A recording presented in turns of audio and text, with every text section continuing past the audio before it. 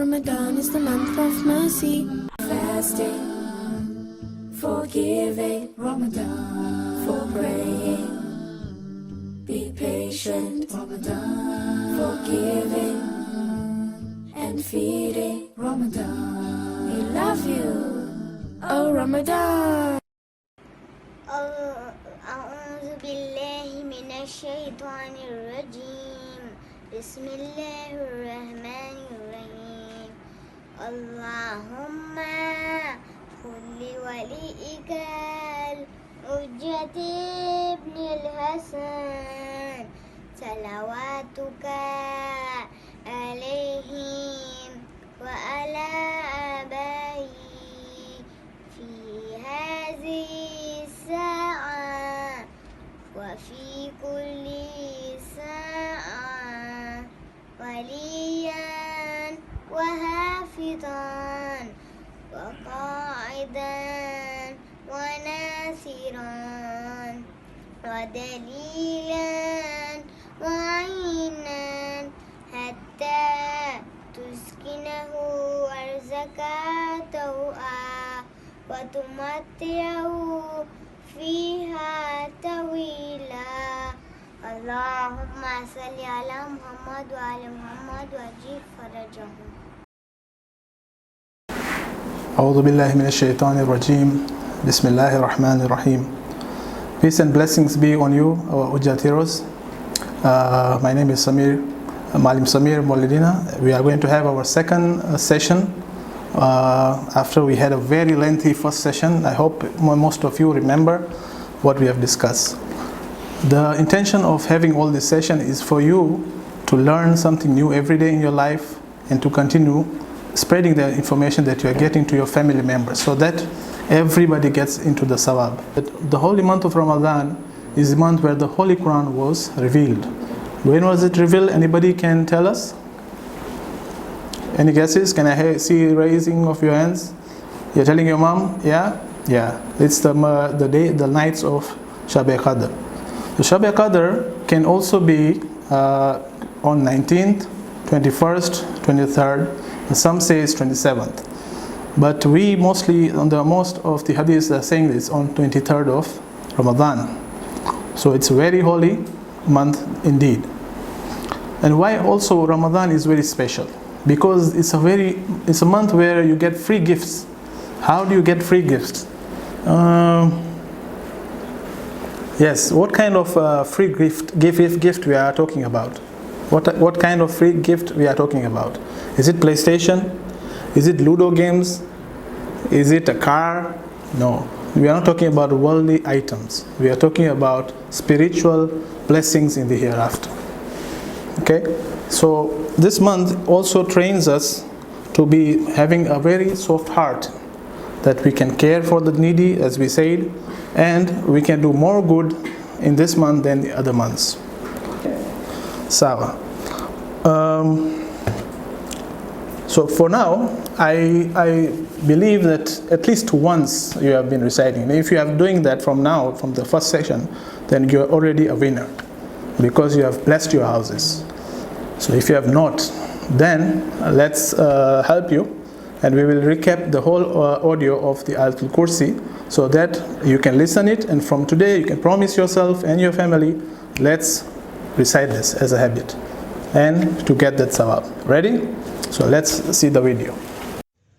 Bismillahir Rahmanir Rahim.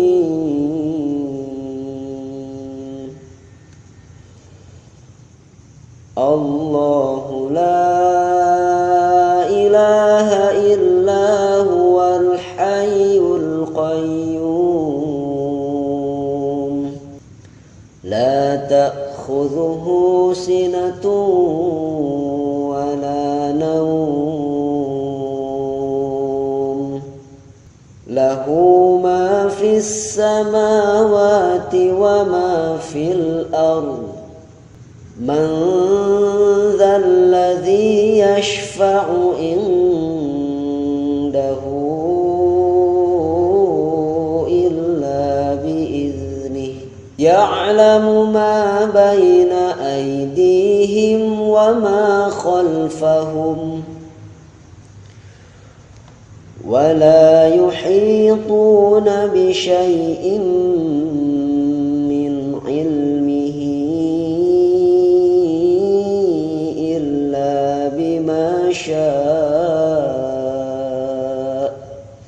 وسع كرسيه السماوات والأرض ولا يؤوده حفظهما وهو العلي العظيم لا إكراه في الدين قد تبين الرشد من الغي فمن يكفر بالطاغوت ويؤمن بالله فقد استمسك بالعروة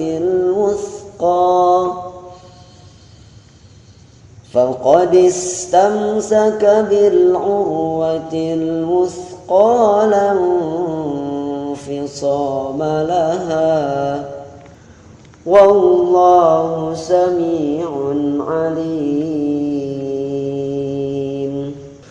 الله ولي الذين آمنوا يخرجهم من الظلمات إلى النور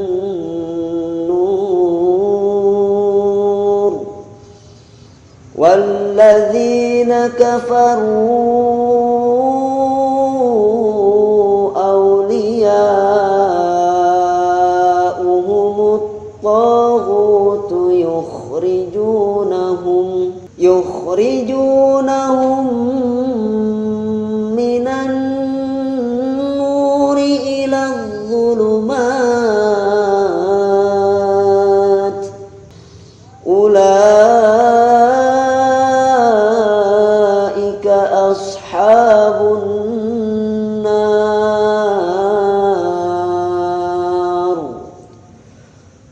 هم فيها خالدون. Okay, mashallah, I think we were all sitting together reading and from our holy books, that the way I gave you the idea in the first lecture, that you open your Holy Quran, or if you have a ready-made Ayatul Kursi in front of you, follow that when you read and listen, because that's how you will actually memorize it nicely. Okay, so I hope you have done that.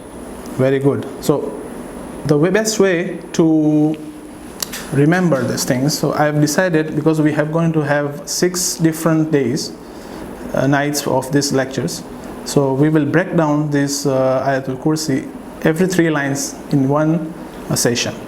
So it's very easy for you to learn it, and we will also try that at least you understand what you are reciting. The Arabic is a very beautiful language, but most of us do not know it. So the only thing that we can know is translating the Arabic into English. So we can begin by giving you the first page that will be seen on the background here. If you are watching it, ready? Okay, have you seen it? So let's begin. I will request you, if possible, if you have a paper in front of you, because that will be projected on the screen. There will be ayats that are going to be written there. So try to, if you know how to write Arabic, write the Arabic so it stays in your brain, or just write the meanings that is coming also there. Right? So let's start the first page of the Ayatul Kursi. Okay, it's there now? Yes, okay. So Ayatul Kursi, we said it's chapter number 2, Surah Baqarah. We will see that first page. Okay, yes, let's recite it together slowly, that we can remember it. Bismillahirrahmanirrahim. Allahu la ilaha illa huwal hayyul qayyum. You are saying that? Very good. I can hear somebody also, I can sense it that you are reciting with me. Very good. So let's try again. We'll repeat it 3 times so that you enjoy it and it will stay in your brain, inshallah. Bismillahir Rahmanir Rahim. Allahu la ilaha illa huwal hayyul qayyum. Let me pause for a while. The reason why I'm also looking and reading it, although I know it, is because you get more sawab, even if you have memorized it, to look at the Quran and read it. So let's have a habit of memorizing it. There's a very good sawab on that. But try to read when you're reciting. It's amazing sawab because it gives you blessing in your eyes also. Okay? And your speech. So let's try again one more time. Bismillahir Rahmanir Rahim. Allahu la ilaha illa huwal hayyul qayyum. Great. I hope it stays now. Yes? So let's try to analyze this ayat.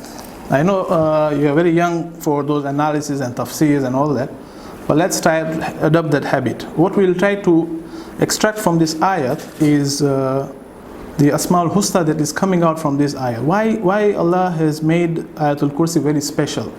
It's because there are very good, beautiful names of Allah in it. And because you have been learning Asma'ul Husna from Malim Mazahir, who has been teaching you very nicely with all the diagrams and everything. It is already there in your brain right now, those who are following. So this way, you will also remember why Allah is saying He is Hayy, why is He saying He is Qayyum. Okay? So let's read the meaning now. It says, Allah subhanahu wa ta'ala is He besides whom there is no God. The ever-living, the self-subsisting, by whom all subsist. Okay? So let's try to write down, if you can, if you have a paper. We say Allah is one whom there is no God. Besides Him, there is no God. Sorry. So when we say that, we are negating, we are removing all the other gods that comes in our brain when we are living in this life. For example, if you are afraid of somebody, when you go to school, some teachers, perhaps some friends, perhaps some cars that are rushing to you, maybe some kind of fear that you have, or maybe you obey somebody more. So it will give you an idea that why am I reciting something that I'm saying there is no God besides Allah, then why do I worship somebody else? Why do I worship this guy? Because I'm afraid of him. Why do I worship money? Why do I worship a PlayStation? Why do I worship my sleep? Because there is no need. You have to think. That's why Allah says you read the Quran, so it touches your heart, it opens your brain. Said, what am I doing in my daily life? Am I associating Allah with somebody else? Even in my day-to-day life? I don't think so. I have to do that. Okay? I hope, Hujjah Heroes, you are understanding what I'm trying to say. If you have not understood, please tell us in your comments so we can explain you. But the important thing is that we want you to read something and understand it, not just like remembering and keep on reciting without having effect in your heart. Okay? So let's go on. He says Allah is ever living. We are human beings. Our parents were human beings. We are animals around us. Everything around us is a creation of the Almighty, the one who created it. So everything will perish in this world. From the time of Adam till the last time of our 12th Imam, Ajalullah, Farajul Sharif, everything slowly with its own time will perish, will finish in this world. The only thing that will ever live is Allah subhanahu wa ta'ala, because He was there from before and He is going to be there till the end. And the end is not the end that we can think of. It's ever living. Okay? The next word is self-subsisting, by whom all subsist. That means He doesn't depend on somebody. Allah doesn't depend on you, that you pray for Him, or you pray to Him, or you do a sadaqah, He gets a benefit, or something like that. No. It is the reason why He says He is self-subsisting. He is the one who is giving us what we need in our daily life. Just like, take an example of breathing. Just now, in these very horrible times, now is the time we realize what ni'mat we are getting by just breathing. Right now we have to wear a mask, we have to do something like this. It's very difficult, and that's when we realize the ni'mah that Allah is giving us. Okay? So we are done with first page. We will recite the ayat again and the meaning, and we go to the second line. Bismillahir Rahmanir Rahim. Allahu la ilaha illa huwal hayyul qayyum. Okay, we said Allah is He besides whom there is no God, the ever-living, the self-subsisting, by whom all subsist. Right? You have written that. Yeah. There is a very nice picture that you will see of the Arabic word Allah. So if you want to draw a picture and show it to us, that will be very nice. Whatever good words that you have read from this, so it will help us that you are following. Fine. So the second line, we are seeing a very handsome boy, just like you, sleeping very peacefully, and there is an ayah that is mentioned there up, right? So let's quickly read those ayats. Bismillahir Rahmanir Rahim.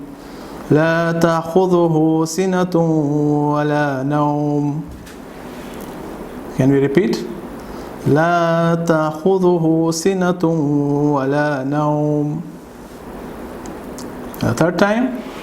La ta'khudhuhu sinatun wa la nawm.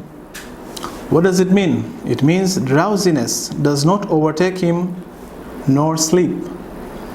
Because we are we are dependent on Him. So Allah, if He sleeps for a second, how does the whole universe move without His presence? So that's why nothing stops Him to run the whole globe, the whole universe. Nothing stops Him. He doesn't sleep. He is not infinite in His activities, in His presence, in His essence. So we are seeing this picture here. If you could draw that picture and color it for us and send it to us. The third line is Bismillahir Rahmanir Rahim. Lahu ma fis samawati wa ma fil ard. Yes, lahu ma fis samawati wa ma fil ard. And lastly, lahu ma fis samawati wa ma fil ard. Whatever is in the heavens and whatever is in the earth is His. That's what we say. It is He who is the creator of everything, so everything must belong to Him. So there is a world picture here, the globe, and there is a sky, probably there is a cloud, there is a sunlight. It shows that everything belongs to Him. If you get a position, if you are having a simple thing in your position and you feel proud, always think that who gave you all this? And accept that you require Allah all the time. So I've given you options of reading those Arabic words, the meanings, and there are very beautiful pictures at the background. So try to copy them, draw them, color them, so we see your creativity also. So before we finish the lecture, let's recap the 3 lines that we learned today and practice it at home until the next session, inshallah. So we begin. Bismillahir Rahmanir Rahim. Allahu la ilaha illa huwal hayyul qayyum. La ta'khudhuhu sinatun wa la nawm. Lahu ma fis samawati wa ma fil ard. That's for today. Okay? Very simple 3 lines. We repeat it once more. Bismillahir Rahmanir Rahim. Let's read it together. Allahu la ilaha illa huwal hayyul qayyum. La ta'khudhuhu sinatun wa la nawm. Lahu ma fis samawati wa ma fil ard. Okay? Very good. I'm sure most of you have already memorized these 3 lines. Inshallah, we'll continue our next session tomorrow. With that, peace and blessings be again on you. Be safe, and inshallah we'll see you tomorrow. Wassalamu alaikum wa rahmatullahi wa barakatuh.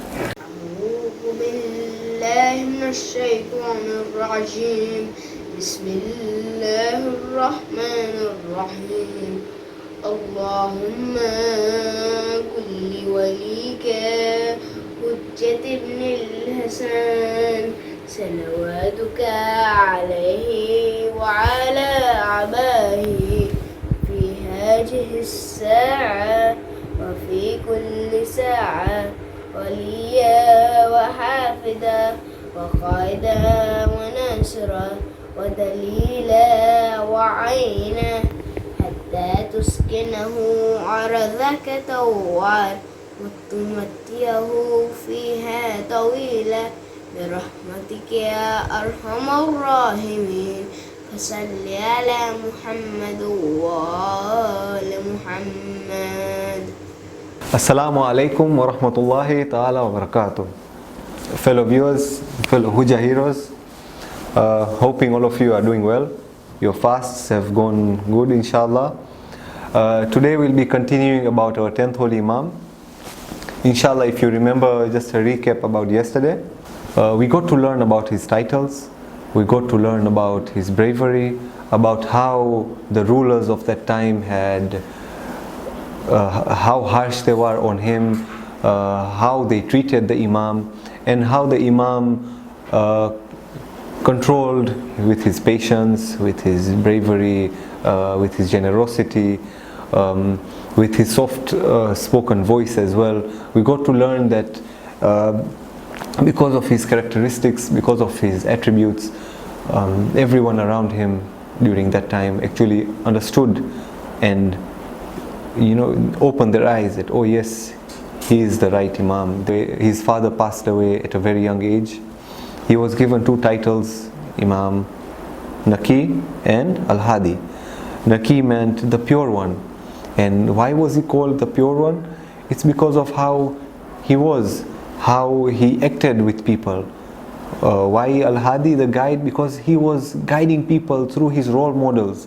And that's why I myself, as well as all of us, should learn how he acted, how he portrayed himself towards others. And inshallah, as us becoming good Muslims, people will look at us and follow us as well. During his time, the rulers were harsh, but as we saw in the video, the story of Mu'tasim, the caliph of that time, Mu'tasim was a person who would try to, because the Imam was still young, he would try to divert the Imam because of the young age. And we all need to learn, our Hujjah Heroes need to see that there will be people in our lives trying to divert us as well. Right? That we need to get to the right path. If you see something is going wrong, my boys know, our Hujjah Heroes know what is right and what is wrong.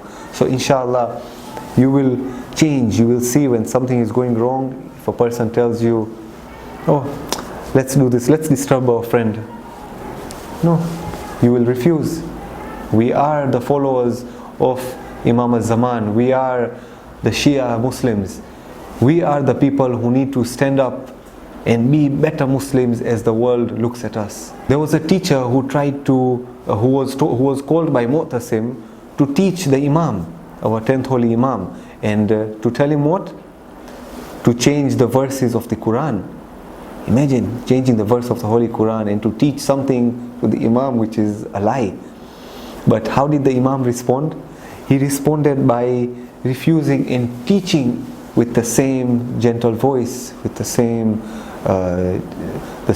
generosity, same attributes of the Imam, whereby he changed the person, he changed the teacher where the teacher was shocked. The Imam was very knowledgeable, as we learned in the video, we saw it, how knowledgeable he was. MashaAllah, we saw many of you writing the Asma al-Husnas. Boys, our Hujjah Heroes, we were very happy to see what you boys have done. And inshallah we see, and you boys are motivating us today to continue teaching you boys. We know that you boys are strong, you boys are doing a wonderful job, and we are very happy to see that. So you can take a paper, the way I have a small paper, a blank paper. You can just write number 1, the first question, where did our 10th Imam pass away? So you can write it, number 1. You can pause if I'm too fast, you can pause the video. You can write, where did Imam pass away, our 10th Holy Imam. You can pause it, you can answer it, and then you can play it back. So the second question is the field. I gave a story about our Imam being in the field.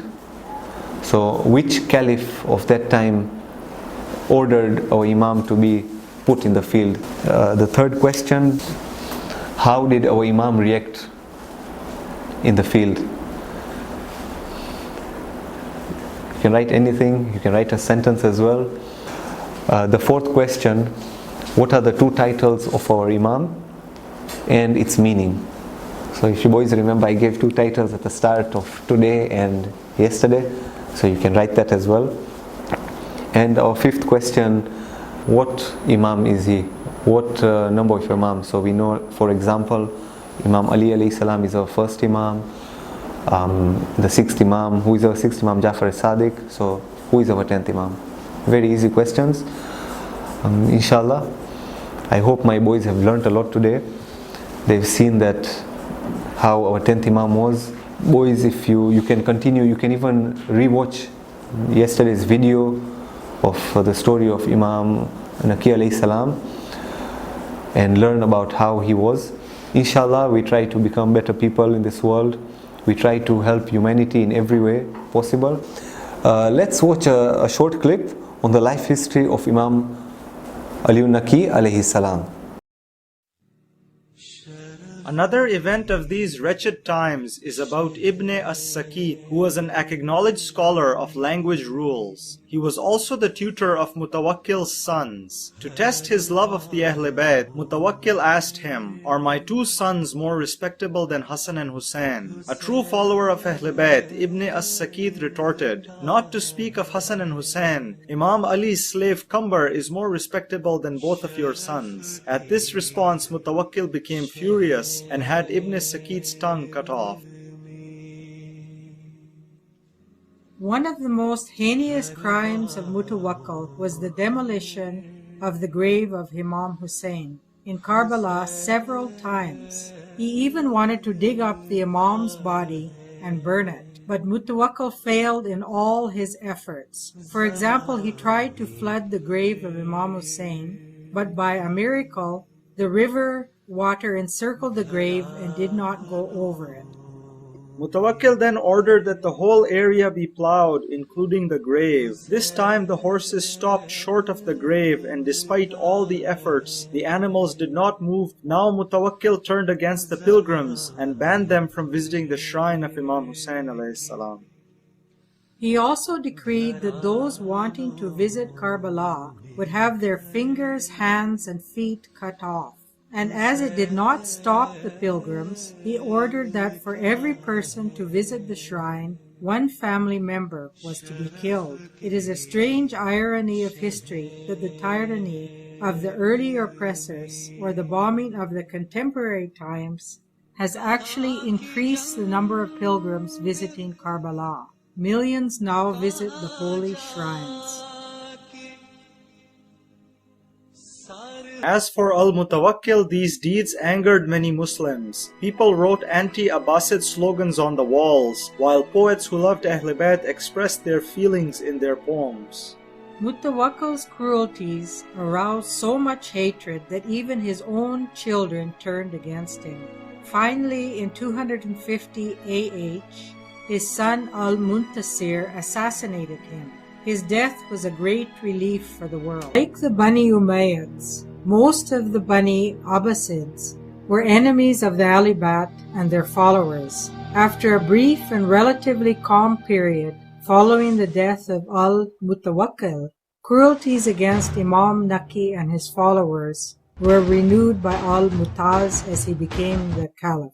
ज़हर तुमको खिलाया गया या इमाम मुतवक्किल की जुल्मत की थी इंतहा ये सर था कि था तेरा टुकड़े जिगर मरते भी दर्द से तन था तेरा भरा हाय मौला ये गुर्बत तेरी पे जनाजे पे बस अस्करी या सखिया या सखिया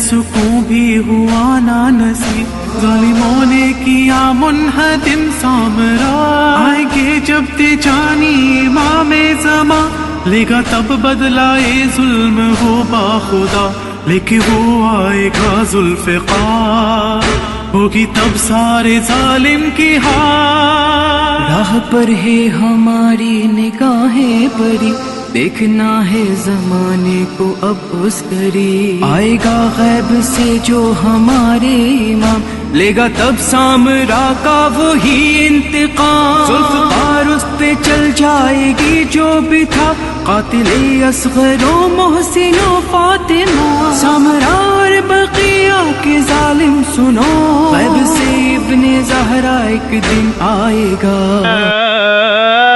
يا سر الله علي ابن محمد الزكي الراشد النور الثاقب ورحمة الله وبركاته السلام عليك يا سفي الله السلام عليك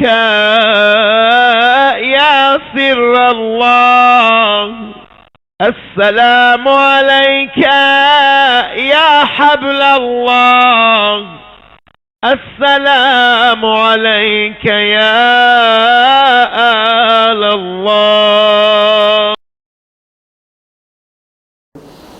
Hujjah Heroes, fellow viewers, I would like to end my session. After writing in the piece of paper, boys, you can even take a picture, tell your parents to help you and send it to us. We will be very happy to watch it and to see how kids have done. I think I would end my class here. Wassalamu alaikum wa rahmatullahi wa barakatuh. أعوذ بالله من الشيطان الرجيم بسم الله الرحمن الرحيم بسم الله الرحمن الرحيم. Surah Al-Ma'un. Some say that this surah was revealed about a person called Abu Sufyan, who was one of the biggest enemies of the Prophet Muhammad at his time. So Surah Al-Ma'un starts off with Bismillahir Rahmanir Rahim. Ara'ayta alladhi yukadhibu bid-din. Have you seen the one who calls the judgment day a lie? The word deen sometimes means religion, but in this ayah it means the day of judgment. And we said the day of judgment is a day where all humans will be gathered together in front of Allah, and all our actions and beliefs will be judged, rewarded, or punished for. So who is the one that caused the judgment day a lie?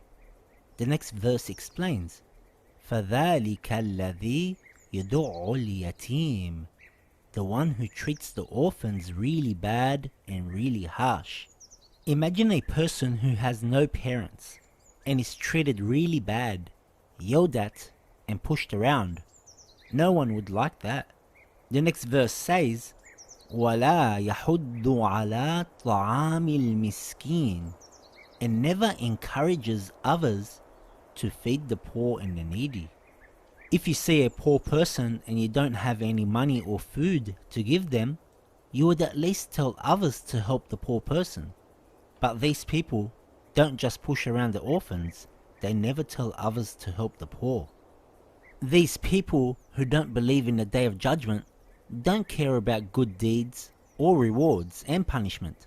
That's why Allah says in the next verse, فَوَيْلٌ لِلْمُصَلِّينَ. What a misfortune for those that pray. And then the next verse says, الَّذِينَ هُمْ عَنْ صَلَاتِهِمْ سَاهُونَ. Those who are careless in their prayers. These same people don't care about the time of prayer. They don't care about the conditions either. Anybody can make a mistake in prayer. But these people don't take the prayer seriously at all. They keep forgetting about their prayer and even leave out the prayer completely. So Allah says, what a misfortune for those that pray.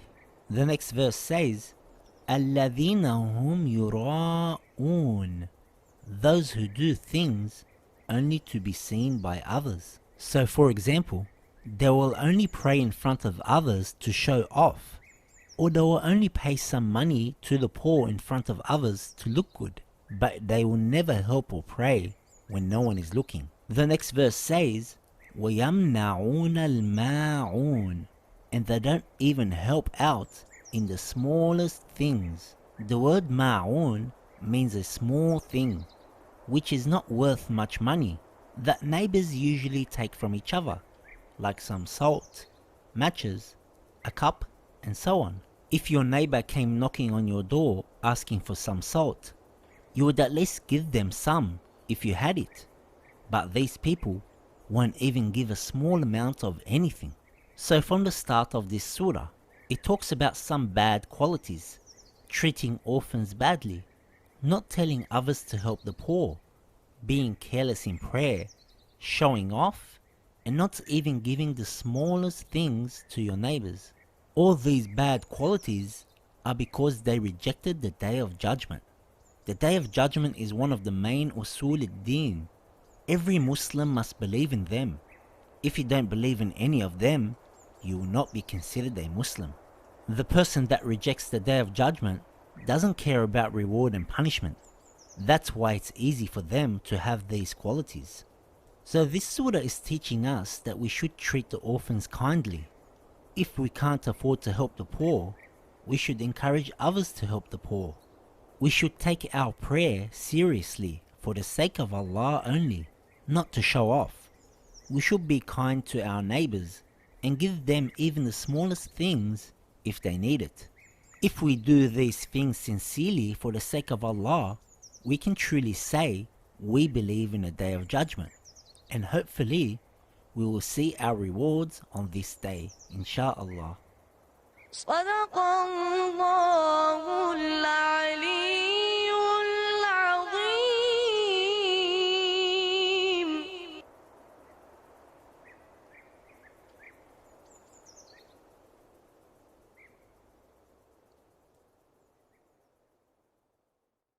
بسم الله الرحمن الرحيم. بسم الله الرحمن الرحيم. أرأيت الذي يكذب بالدين. أرأيت الذي يكذب بالدين. فذلك الذي يدع اليتيم. فذلك الذي يدع اليتيم. ولا يحض على طعام المسكين. ولا يحض على طعام المسكين. فويل للمصلين. فويل للمصلين. الذين هم عن صلاتهم ساهون. الذين هم عن صلاتهم ساهون. الذين هم يراءون.